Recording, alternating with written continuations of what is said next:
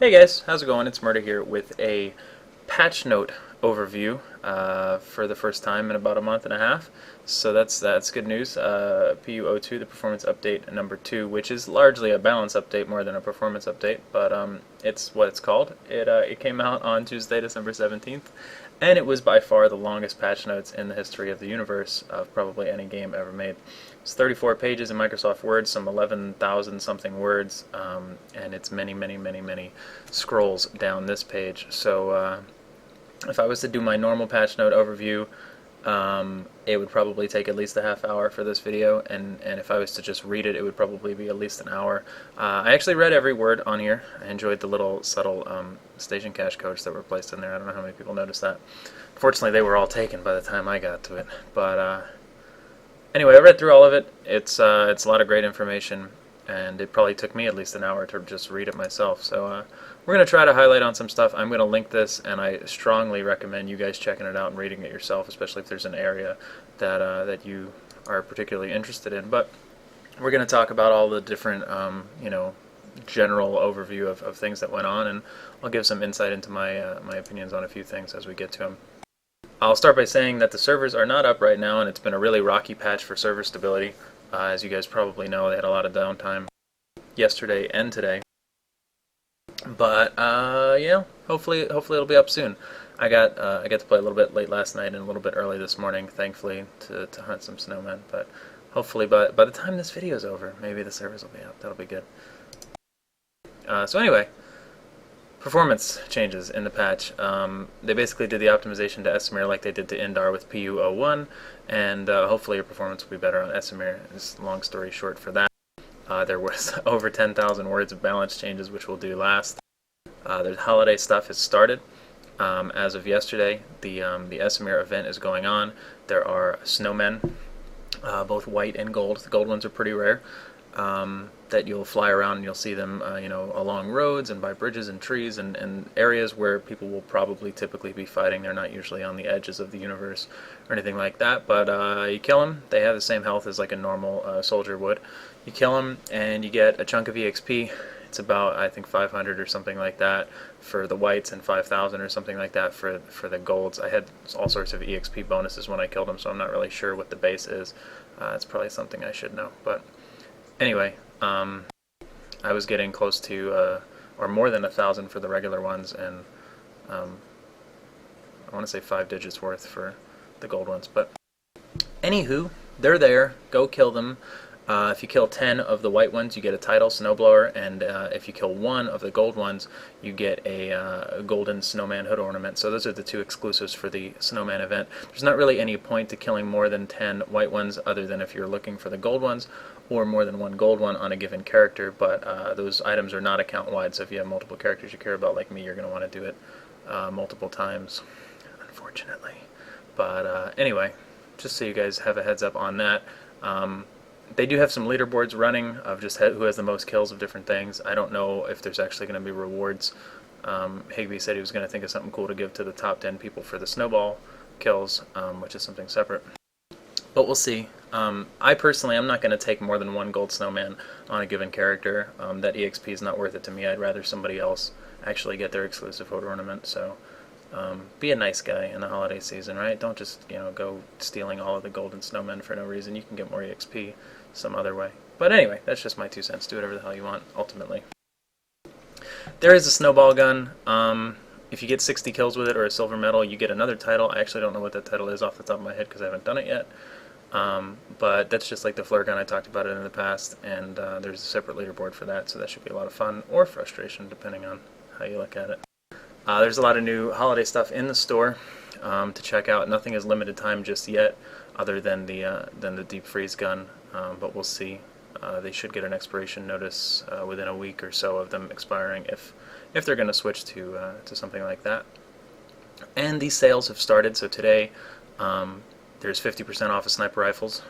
Tomorrow it'll be a different category, as well as the daily sales being one station cache for the tank buster for Liberator, or rather, I'm sorry, 99 station cache, and 1 station cache for the harasser Limifiber, one of those. So be sure you pick those up. You don't forget about them. Tomorrow's going to be a whole nother day of new sales, and every day until the new year. So we got 2 weeks of that to look forward to. There is some pretty simple fixes in here. I don't think there's anything major. I'm trying to think, just some bug fixes for both in depot and in gameplay.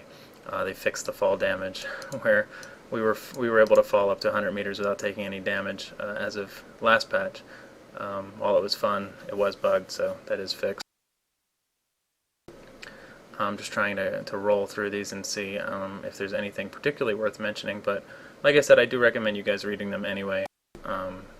But I thought I'd try to give you, pick some out that I thought were particularly interesting. But a lot of these so far are just bug fixes, general stuff that you might not notice or that might not really matter all that much in the grand scheme of things.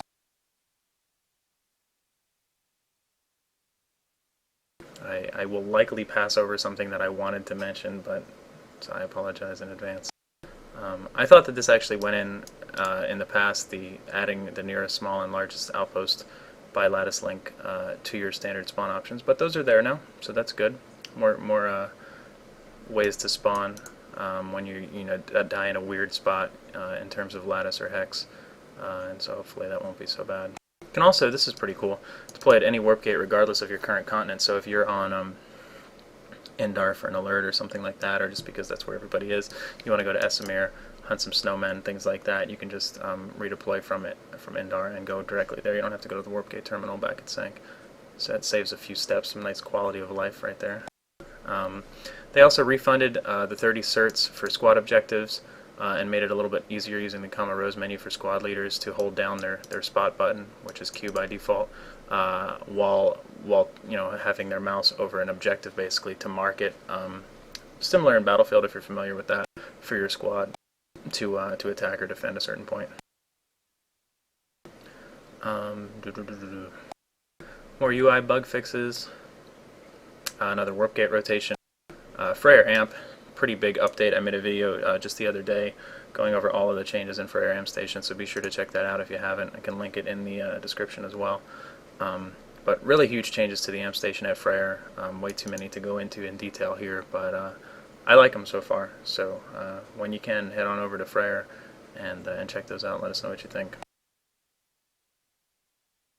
And we get into all of the balance, the meat and potatoes of the PU02 patch. Really should have been like update 15, right? Yeah, maybe not. I'm okay. I'm okay with PU02. So Harasser is the first point of adjustment, if you will, and a lot of these changes I'm not going to go into very big detail on, but basically they nerfed or balanced the turbo feature so that you're going to basically refill. It's going to take you longer to refill by 5 seconds, assuming you have max rank. It's going to take 15 seconds for your nitrous turbo tank to refill, up from 10. And a complete burn is slightly longer, or shorter in the sense of burning it, half a second shorter, 2 1/4 seconds down from 2 3/4 seconds. So basically I just want your turbo to be used to get in or to get out, kind of like the max charge, but not both by having it up so frequently. They also are keeping the rumble seat repairs from the third seat, but reducing the effectiveness to 30%. So it's pretty big change. You're not going to necessarily be able to survive or mitigate damage while you're in mid-combat, but you will still have the convenience of being able to do that as maybe you're escaping or just touching up some damage that you took or something like that. So that's good. You keep the convenience of not having to get out, but it's not going to be a thing where you're just going to tank stuff because you have somebody back in there repairing. Composite armor got a pretty significant nerf once again. The armor of the Harasser was previously nerfed, and now at max rank composite armor is only 8% benefit, down from 20%. It also doesn't resist C4 anymore, but that wasn't really a huge deal because most Harassers don't die to C4. The stock armor generally stayed the same, as far as I know. They're just readjusting all sorts of resistances and damage types and things like that. I mean, light anti-tank damage reduced from 35% to 0. So basically, the only change in here is that weapons that usually aren't targeting the Harasser, like the Zephyr, the Fury, and the Bulldog, do more damage to it, to the stock Harasser.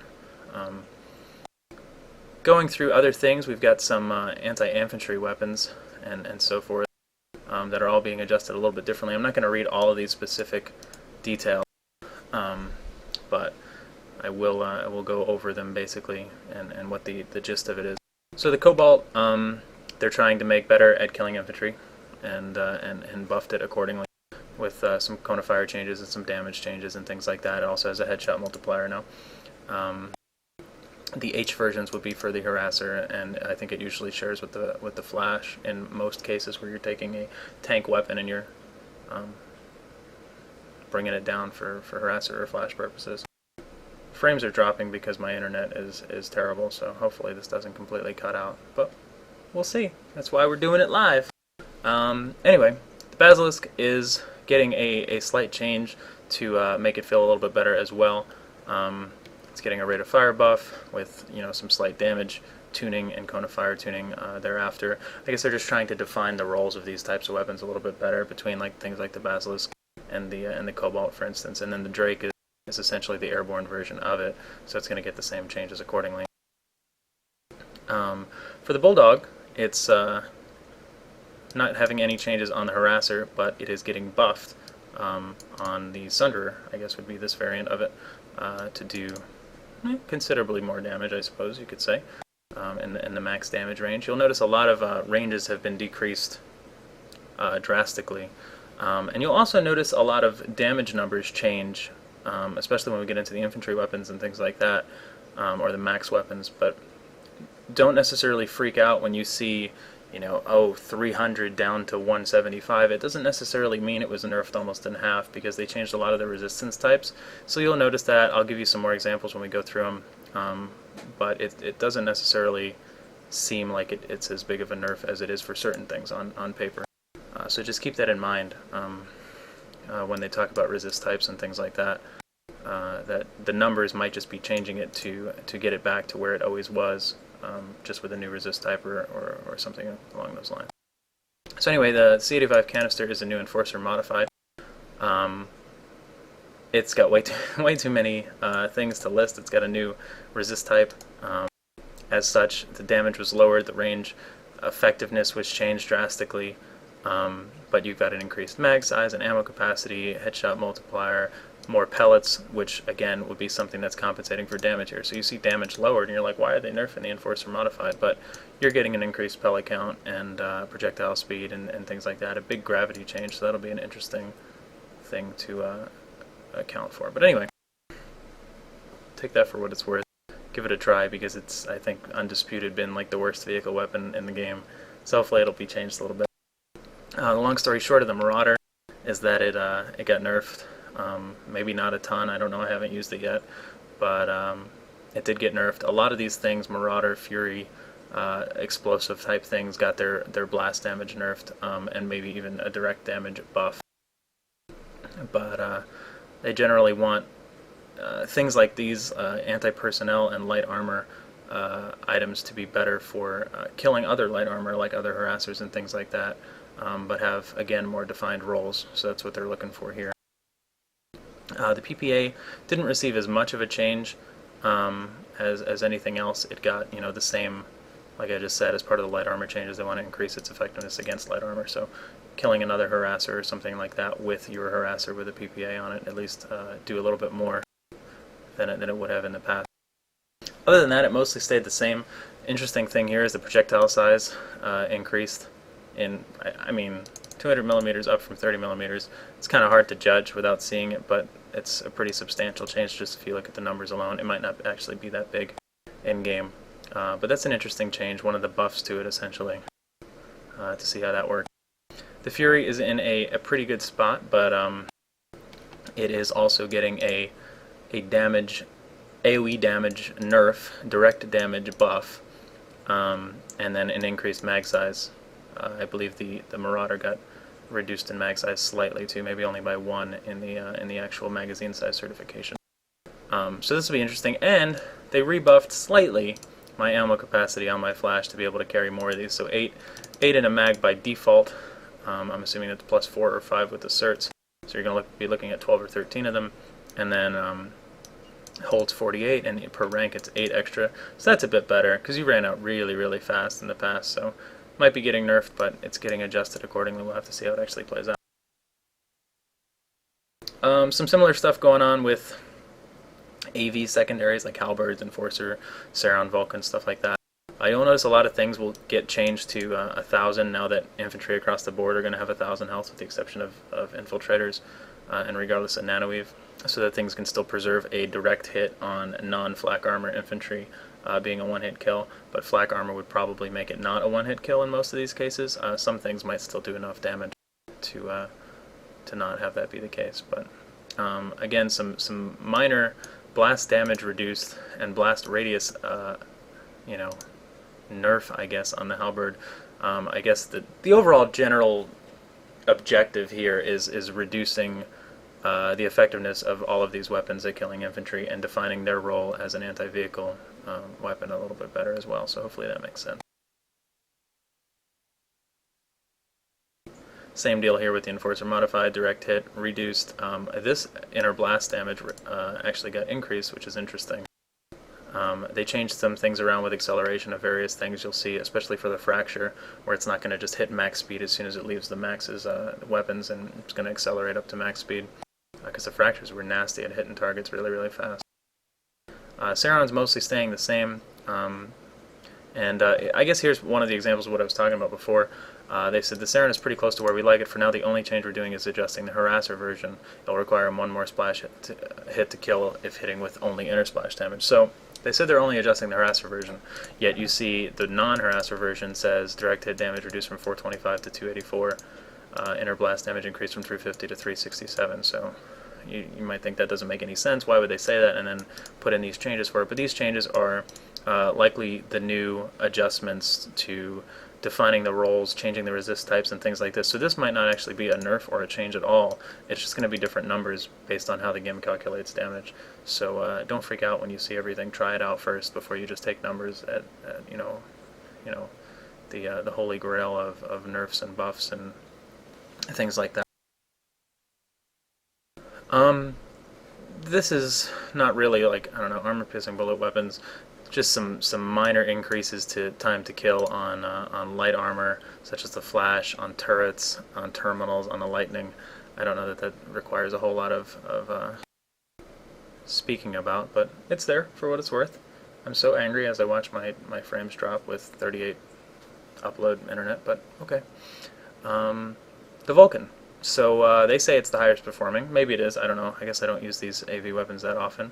I didn't think it was necessarily anymore, but maybe it is. So anyway, drastically bringing in the damage ranges to try to get it to perform in a more defined roles.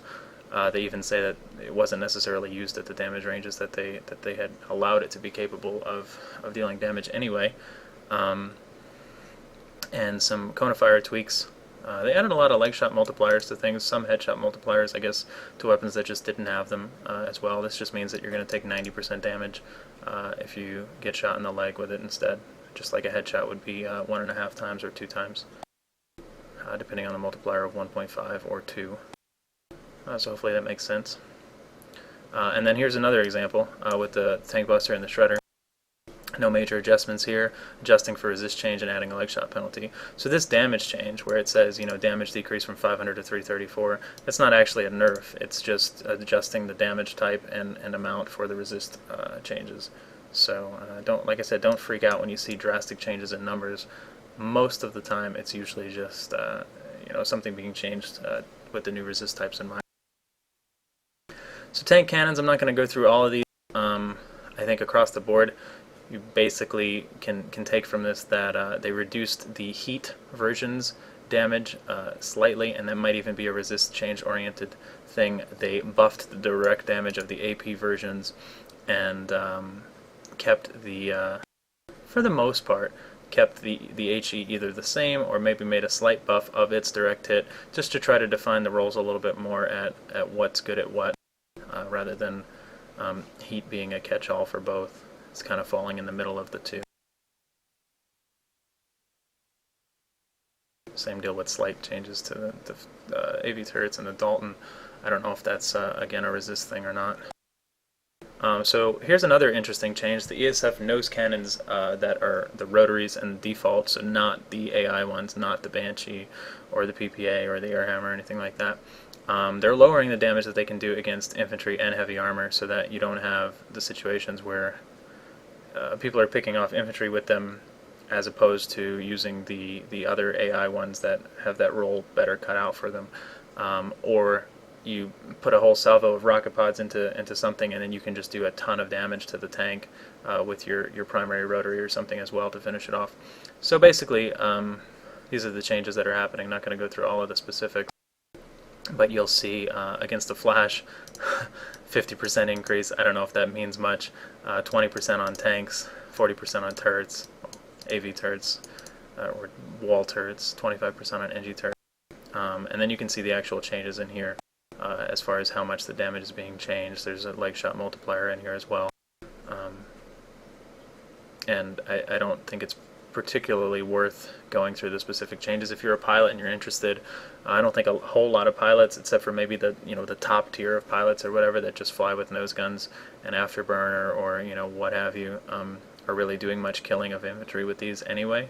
I think your typical person's gonna rocket spam them, but I tried to get into killing them more with these rotary guns lately. But anyway, it's a relatively minor nerf still, I think. These things fire so fast, they have enough bullets that if you're on target to kill an infantry, you're probably going to kill him anyway, unless he happens to be running and you just missed it, one of those bullets or whatever. But I'm still taking way too long to do this. This is a ton of stuff. I apologize. At least we have me talking like an idiot over in the corner, though.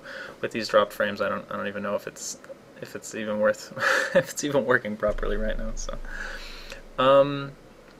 the Viper apparently could use a small buff. I guess I don't drive Lightnings that much, but I thought it was in a pretty good place. But anyway, change the resist type, change the damage. I don't really know what else to say about this because it's hard to say without the numbers if this is a nerf, if this is a buff.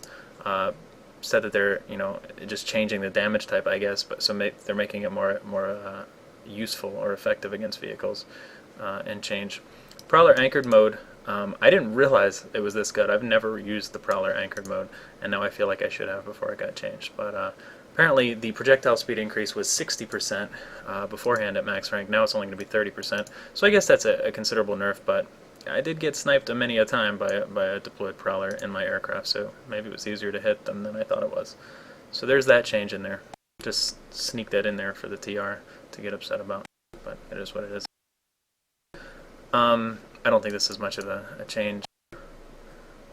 So here's the infantry weapons, and I guess you can kind of just glance over these major changes and then go through, but I'm not gonna read each one because many of them are interchangeable. Essentially, the changes to the GR22 are going to feel similar to the changes to the TAR and the HV45 and so on and so forth.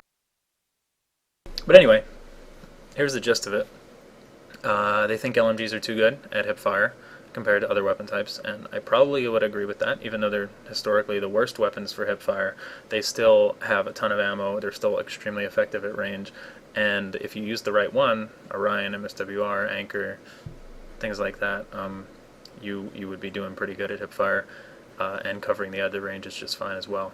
So there was a nerf to LMG hip fire across the board, right here, to make them more LMG-like. That's the scientific term. And they also nerfed all weapons, not just LMGs, with the 0.75 strafe speed multiplier. I don't have a list of these off the top of my head, but it's like the Orion and the SVA-88, and I'm assuming the NS-15 as well. Most NS weapons have this multiplier, but I'm not positive on that.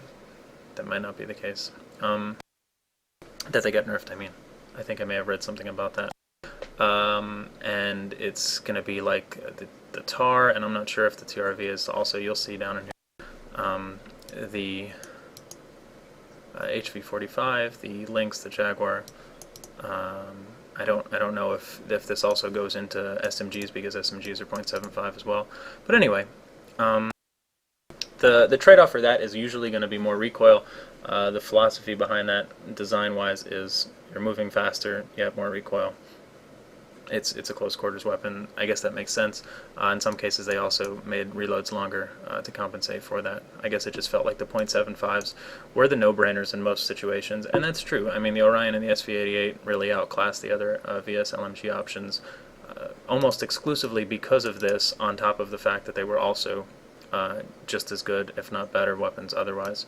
So that makes sense. And the graphs that Med Higby put out, I don't know what it was, a week or two ago, definitely show that as far as BR100 usage of various weapons. So it's understandable where it came from. Unfortunately, the Orion in particular and the SV88 get kind of a double nerf here with the LMG change and the .75, and I guess other things like the HV45 and the TAR will as well. And there's probably others I'm not thinking of off the top of my head, especially for NC and TR.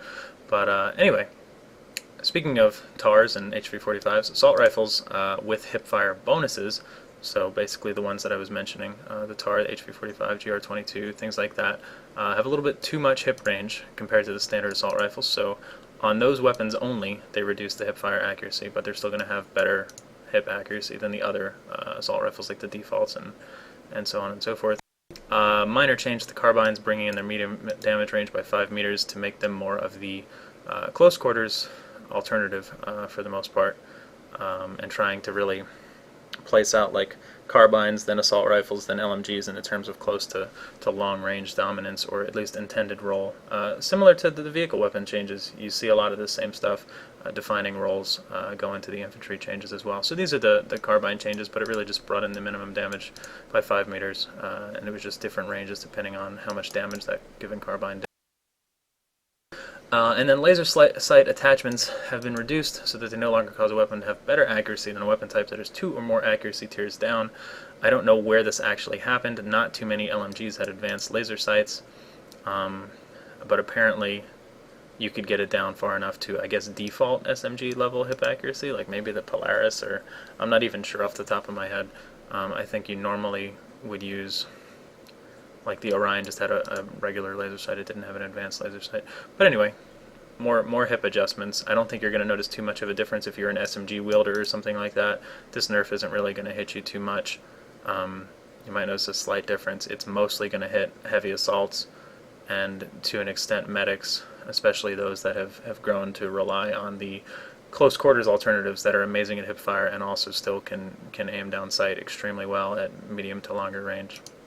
So you may end up adjusting to a different favorite gun, but give your previous favorite gun its fair evaluation after the patch and see how you feel about it. Let me know what you think in the comments too. I'm curious, because we were trying to decide, do we want to use the flare now instead of this, or we were looking at the Pulsar LSW and some alternatives to the Orion and the SV88, among other things. So curious to hear what everybody else has to say as well. It's totally possible that those weapons are still good enough to serve their desired purpose just fine.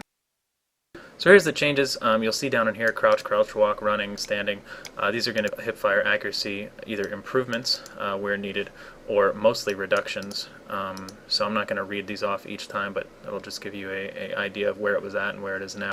And you're going to see a lot of recoil and reload time adjustments. And I'm not going to read off each of them, but GR22 is getting the standard treatment for ARs.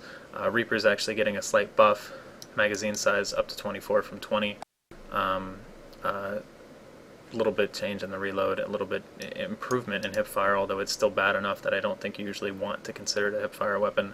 And some aimed moving accuracy improvement as well as a bullet velocity improvement. So that's pretty good news, I think. Actually, I'm a fan of the Reaper, and I'm going to definitely keep using it for long range NC medic. Burst rifle weapons across, basically same changes for the ACX-11 as well, by the way. When I get to it for carbines, it's right down here. Like the Reaper DMR, look at that. Burst weapons across the board, accuracy improvements when standing. So when you're bursting, basically just standing still, shooting at someone at a range, it should be far more accurate. Small reload changes to the S version. Here's some improvements to the GD7F. Slight accuracy improvement. But can't complain about that. GD7F was probably my least favorite of the close quarters carbines before across the 3 Empires, so I'm fine with that. ACX-11, same as the Reaper. I actually liked it already as a long-range carbine, so I'm going to still be using it. Same burst changes here as the other Gauss rifle. Here's the NC LMG changes. So all of them are going to get basically the global hipfire reduction, so the SAW isn't changing other than that, as if it didn't have terrible hipfire already. But EM1 recoil improvement, faster short reload. The GD22S actually gets some interesting mini buffs, which could potentially put it ahead of the Anchor. They were both very close to begin with, but now I don't know, I guess I'll have to try them out, but it did get a little bit more buffed than the Anchor did, for instance, which could make it a little bit more competitive, I suppose.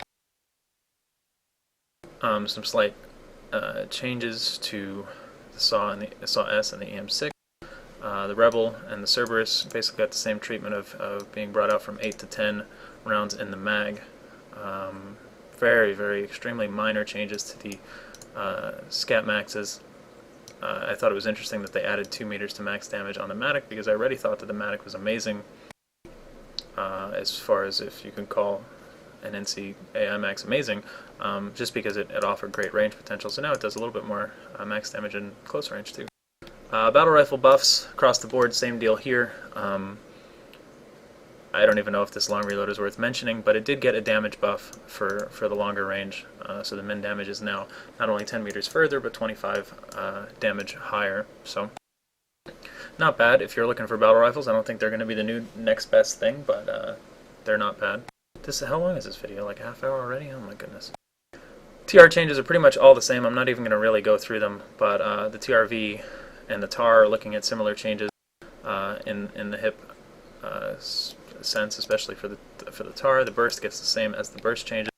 The Lynx and the Jaguar are going to get the 0.75 strafe speed adjustments, and the burst gets the burst adjustments. Carve just gets the LMG buff or reduction across the board. Carve S gets some decent adjustments that might make it a little bit better than it already was, despite the hip change. MSWR is getting a longer long reload, but a reduced horizontal drift, but still getting a pretty hefty hipfire penalty compared to the previous one. Oh, that's interesting. The Rhino's not on here. I wonder if that was an error. I was going to say, what I noticed last night is that the Rhino was on here, and it had better hipfire than the MSWR, and I was like, that is a really interesting change. But I think this is the Rhino, right? Last night it actually said Rhino, so it must have just been an error. I was like, why would they do that? Guess they didn't. I was going to talk about it too. That's probably for the better.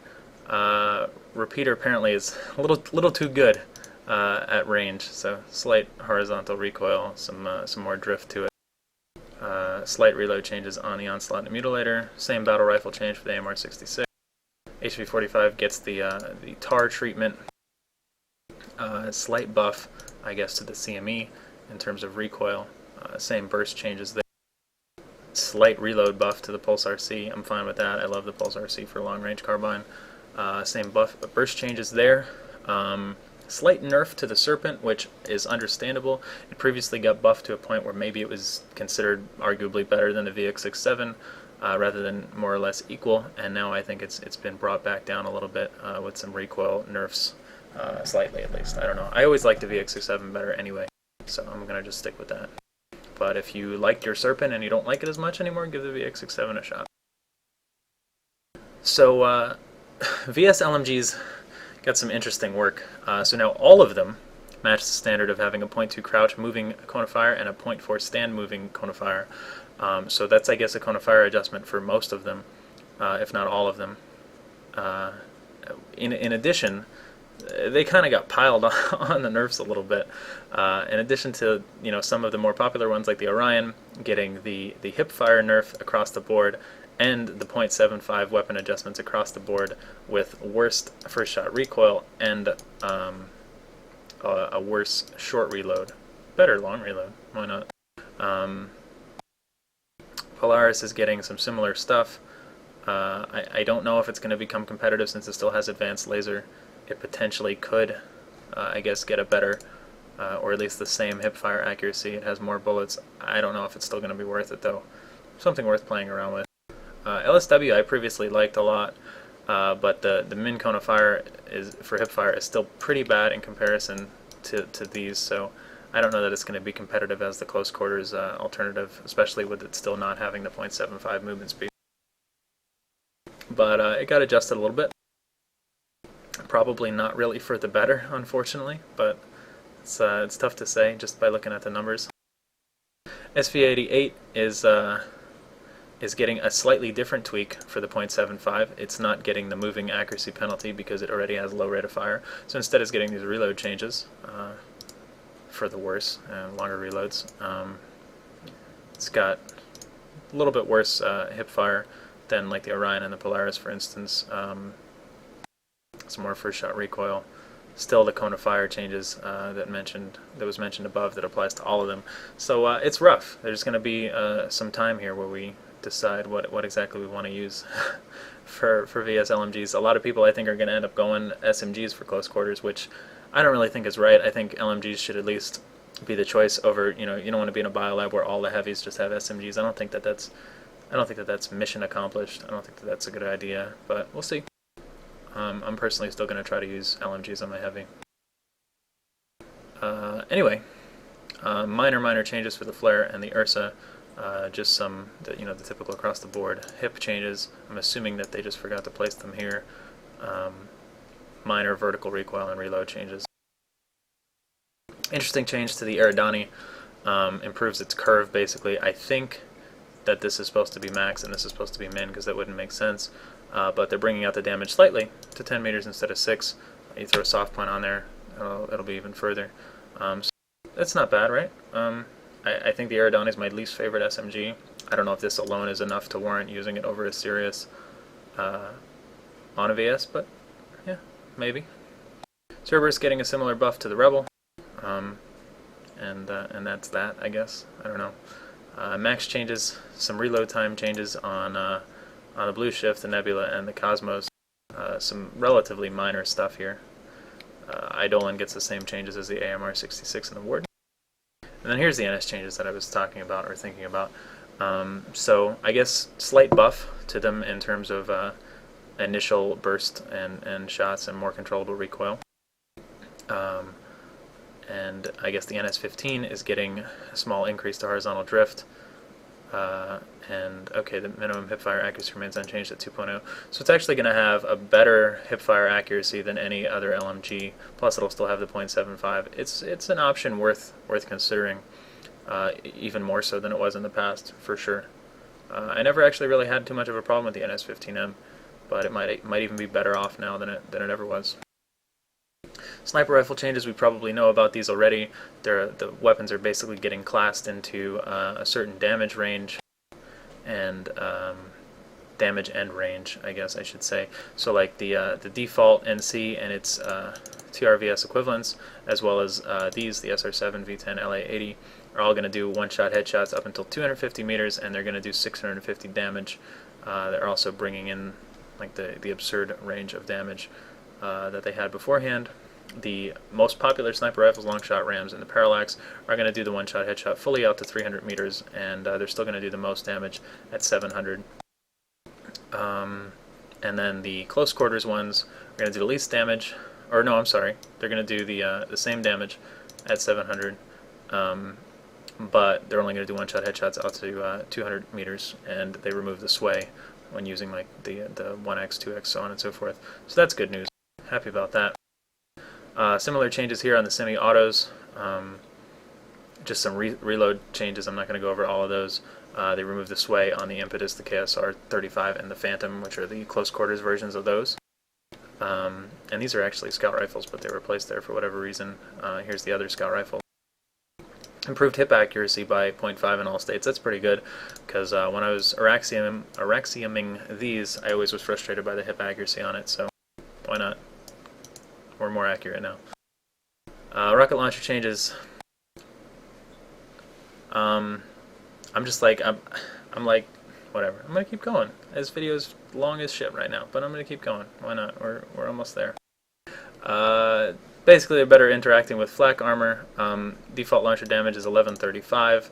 Decimator and the AV turret are 1335. All lock-ons are 1,000, with the striker being 335 per rocket. So you're not going to get one shot, I don't believe, with a high level of flak armor by a rocket primary, but you definitely still are going to without it. Lock-on ranges and timers are changing a bit.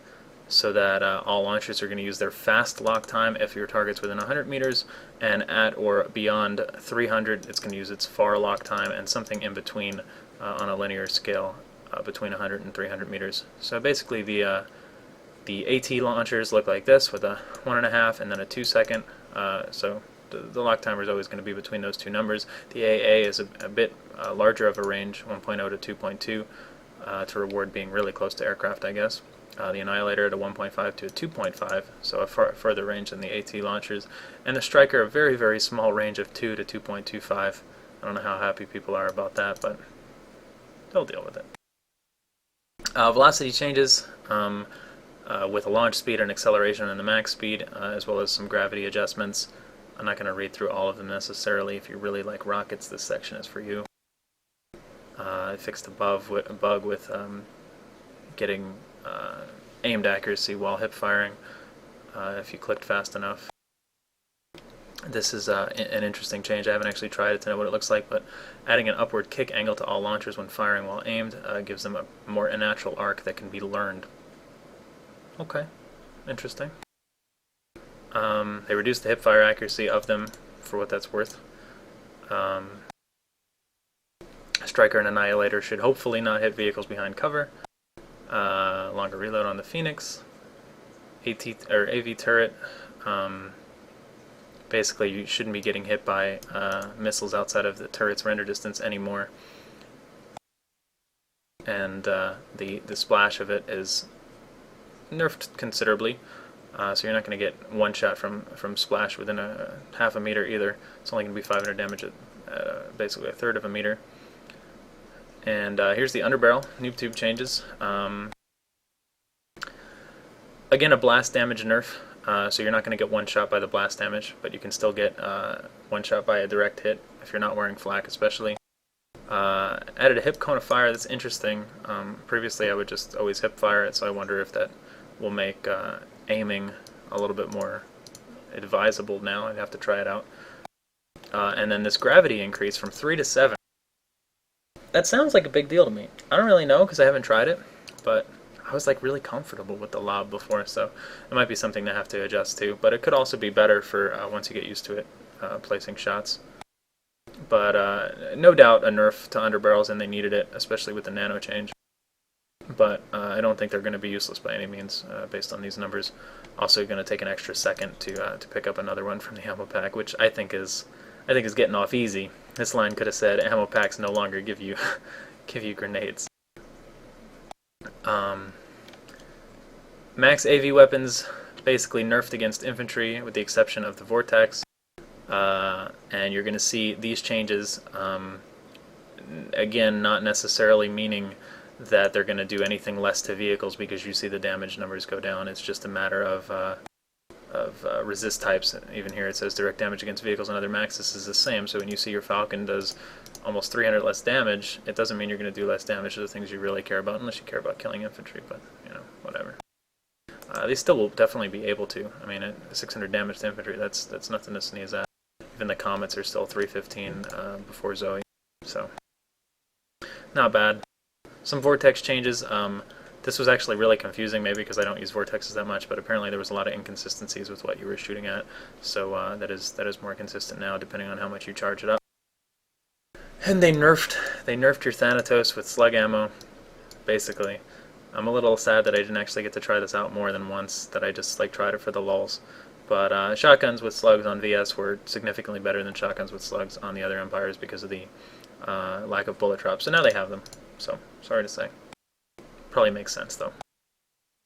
Small adjustments to infantry hitboxes, so that you weren't getting improper credit for headshots that were actually chest shots. They were just showing up as headshots depending on how the person was moving. Some leg hitboxes adjustments as well. So you might notice a difference there, but it should be more accurate now. If you're getting less headshots, it's because you weren't actually getting headshots. I don't know. Or if you're getting more leg shots, maybe the legs weren't that big before. Who knows? Audio adjustments, better situational awareness. I like this. I haven't actually got to try it a lot yet, but projectile flybys, muzzle audio, range and direction, reduce the length of projectile impact on infantry, so you can tell if you're, you didn't just like, oh, I got one shot by something, but really it was 3 bullets. It just didn't sound like it. That should be easier to tell now. Here's our suit slot changes. As we all know, NanoWave is not going to increase health anymore. It's going to just be basically a flak for small arms fire and rapid fire vehicle weapons. It's not going to add survivability against mines and other sorts of explosives and things like that, but against the things that it does protect, it has the same strength as it did before. However, the biggest change by far, headshots are going to bypass NanoWave, and encourages people to shoot for the head even more than it ever has, as well as lessens the necessity of having NanoWave. The other options are certainly far more competitive now than they were before. Also, especially for heavy assault, it no longer stacks with resist shield, which I think was by and far the favorite choice, at least of mine and most of the people that I know, to use on heavy assault. So that bears the question: do you stick with NanoWave for heavy assault and run something like adrenaline shield, especially in a tower, something fast-paced infantry combat? Do you run NanoWave with NMG, the default, or do you just instead go something like flak or advanced shield capacitor, or bandolier if you're being tactical or in a match or something like that, and keep your resist shield? That remains to be seen. I think it's going to be situational, and you might want to hesitate to spend your NanoWave on your heavy, since all the certs have been refunded, especially if you're not, just swimming in certs. But it could definitely still be good with a different shield type. For me, I'm probably going to try to keep resist shield and try something else first, but we'll see. And then flak armor, of course, like I mentioned, it resists the direct damage, so it will protect against getting one shot by a lot of things that previously one-shot you if you have flak armor. And the Zoe nerfs, they're big and they're comprehensive, and long story short of it is the movement speed is a lot slower than it used to be, but it is still an increase in movement speed for sure. Not over sprinting, and you can't outrun sprinting infantry anymore. But you will accelerate to top speed faster with Zoe on. Weapon damage is now the same across all of the levels of it. Only close range damage is increased, so your splash and your long range is not increased by it anymore. And it's got a timer that lasts for 15 seconds regardless. It's basically like a Death Wish or a Recklessness type of ability, where you pop it, you do more damage, you move faster, you take more damage, and you've got it and you're stuck with it for 15 seconds or until you die if it's within 15 seconds. And you can't turn it off. And then after that 15 seconds at max rank, it'll require another 15 seconds of downtime before you can pop it again. So like a 30-second cooldown with a 15-second use timer. But each cert rank will reduce that. Those numbers were for max rank. Also, damage taken changes. Rank 3 is the same as previous. Ranks 4 and 5 will actually take less damage. So that's, hey, it's a Zoe buff. Not really, but that is slightly better than it was before. And your certs have been refunded in case you want to just use charge. Many people will. I still think Zoe has a place, especially in pub servers and live gameplay, but take it for what it's worth. Try it out for yourself, especially before you invest thousands of certs. I think the biggest downside of it is not being able to turn it off. I think that would have been a fair change to allow us to turn it off, even if it means forfeiting the rest of the timer on it. Just being able to tactically decide I want to turn it off now would have still been an okay change, I think, but whatever. And then miscellaneous changes. These are some pretty tiny stuff, for the most part, not all of them. Max footsteps are louder. Good news there. I always like the audio changes. I think that's one of the areas that's lacking, unfortunately, in PlanetSide. So audio improvements, and there was a few of them in this patch, are always great by me. Can't highlight mines with thermal or night vision. That's interesting. I always kind of thought that was a perk of that was intended and working properly. But that's an interesting change. Probably more mine kills because of it. That's for sure. And basically anti-infantry mines being reduced to 1,000 damage. Still going to kill people that aren't wearing flak, but you will definitely survive them with flak. Slight blast damage reduction in C4. I could see that, I guess. Might not kill as many people in towers with it anymore, but whatever. And then this one is actually a pretty big change that just kind of snuck in here. Max is taking longer to revive. I think it's definitely a good change. Revives, especially in competitive settings, are crazy, and currently maxes couldn't get revived with res nades, but they could still get res pretty damn quick by the tool. So even at max rank, it's going to take 4.2 seconds to res a max, and I think that that is fair. We'll have to see how it plays out, but I'm okay with that. And then apparently laser sight will no longer reduce hip accuracy when jumping or sprinting. I don't really know what to say to that. I don't think you're usually worried too much about hip firing when you're jumping or sprinting. Maybe occasionally, especially light assault, but there you go. It's an interesting ending patch note to all of these. Anyway, this has probably been just as fucking long as I said it was going to be, if not longer, at the beginning of the video, so I don't know what to say. You have to deal with it. If you made it this far, I commend you greatly, because you probably could have just read it all yourself by now. So hopefully the servers are back up, and I will see you guys over at ItZMuRdA.com for some streaming and snowman hunting and snowball throwing and all sorts of holiday fun. So see you guys there. Have a good one. Thank you for tuning in. All right.